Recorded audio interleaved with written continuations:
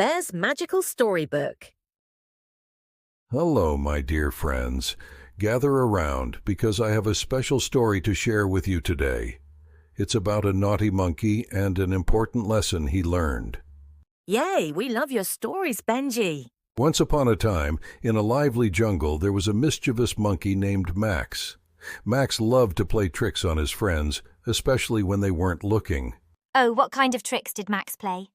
Max would hide his friends' food, untie their tails, and even drop water on them from the trees.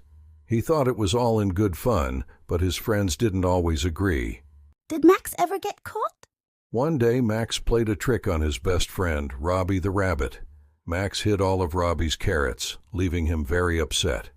Robbie searched everywhere but couldn't find his food. He was so hungry and sad. Oh no, poor Robbie.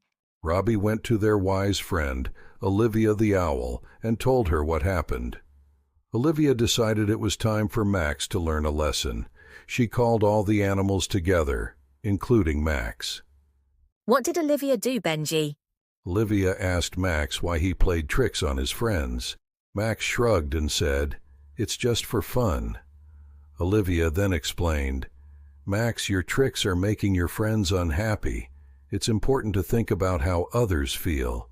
Did Max understand? Max realized that his tricks weren't as funny as he thought. He felt bad for making his friends sad.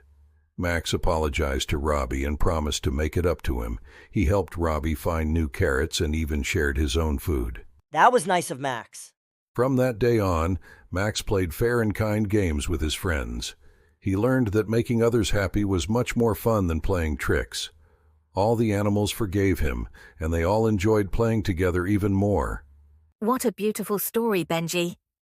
Thank you, my friends. Remember, it's always better to be kind and think about others' feelings. Now let's all enjoy the rest of this lovely evening together. Please like, subscribe, and share with all the kids.